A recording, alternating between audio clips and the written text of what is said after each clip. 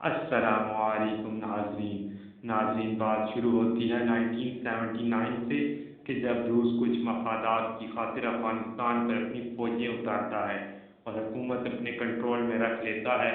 دوسری ابھرتی ہوئی طاقت امریکہ تھی، جسے روس کی یہ کارروائی اپنے لیے خطرہ محسوس ہوئی اور وہ مدارس کے طالبہ کو جہاد کے نام سے جذباتی کرنے لگا اور اسلحہ و دیگر ذرائع سے امداد کرنے لگا۔ پاکستانی حکومت نے بھی بھرپور ساتھ دیا اور افغانستان میں امن آنے تک افغان باشندوں کو اپنے ہاں پناہ بھی دی۔ امریکہ اور پاکستان کی یہ کوششیں 1988 میں رنگ لائیں، جب روس کو یہ سب چھوڑ کر بھاگنا پڑا۔ آہستہ آہستہ یہ مجاہدین تقویت پاتے گئے اور آپس کی ناچاکیوں کے بعد آخر طالبان کے نام کے گروہ نے 1996 میں اپنی حکومت بنا لی۔ معاملات چلتے رہے اور 9/11 کا واقعہ پیش آیا۔ اب امریکہ نے القاعدہ پر اس حملے کا الزام لگا کر افغانستان میں اپنے اتحادیوں کے ساتھ حملہ کر دیا اور طالبان حکومت گرا کر اپنی حمایت یافتہ لوگ بٹھا دیے۔ طالبان تنظیم میں دراصل مدارس کے طلبہ شامل تھے، اس لیے وہ طالبان کہلائے جاتے ہیں، جس کا مطلب ہے طالب علم کے۔ ان کا مقصد اسلامی شریعت کا نفاذ ہے، جس لیے 1996 سے 2001 تک اقدامات بھی نظر آتے ہیں۔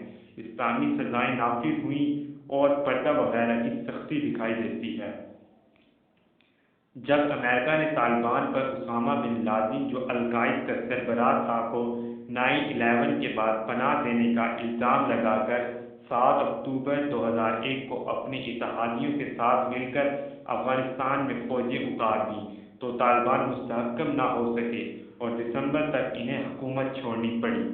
افواہیں گرم رہی تھی کہ حکومت گرنے کے بعد طالبان کمانڈرز پاکستان کے شہر کوئٹہ میں پناہ لے کر بیٹھے ہیں اور زیر زمین رہ کر احکامات بھیجتے ہیں۔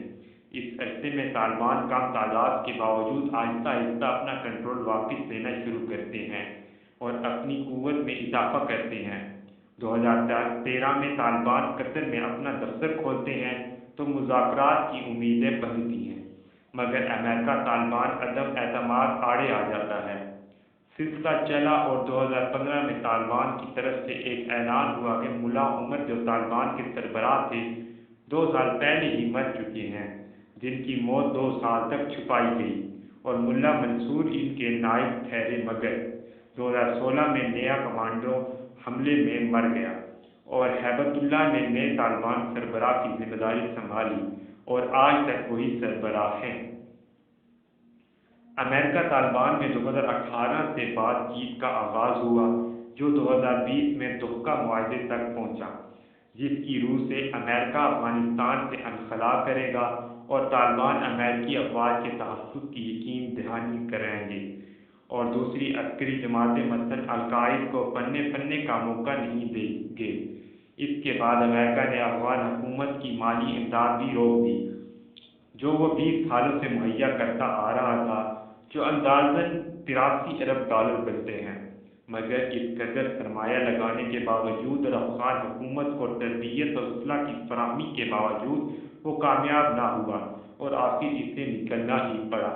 معاہدے کے بعد طالبان نے حکومت پر قبضہ کی کوشش شروع کر دی اور افغان حکومت امریکی مدد کے بغیر کچھ بھی نہ کر سکی۔ طالبان تیزی سے بڑھتے ہوئے منظم انداز سے علاقوں کے کنٹرول سنبھالتے گئے اور آخر کار 15 اگست 2021 کو کابل پر قبضہ کر کے حکومت سنبھال لی، جو واقعی ایک حیرت انگیز کہانی لگتی ہے کہ ایک سپر پاور اپنے سے کم تعداد کے مجاہدوں سے 2 دہائیوں تک لڑتی رہی اور کچھ بھی نہ کر سکی۔ مزید معلومات آگے چلتے ہیں تو معلوم ہوگا کہ اونٹ کس کروٹ بیٹھا ہے۔ چائنا رشیا بلاک طالبان حکومت کے ساتھ تعلقات بڑھانے کا عندیہ دے چکا ہے۔ اس بار طالبان مزید قوت میں نظر آئے ہیں اور ایک نئے انداز سے حکومتی قواعد مرتب کرتے دکھائی دیتے ہیں۔ تو سامعین ضرور بتائیے گا کہ یہ ویڈیو کیسی لگی، کمنٹ سیکشن میں اپنی آراء بھی بیان کریں، اور آخر میں بس یہ گزارش ہے کہ ایسی معلوماتی ویڈیو کے لیے چینل سبسکرائب کریں اور دوستوں میں شیئر کریں۔ اگلی ویڈیو تک کے لیے اللہ حافظ۔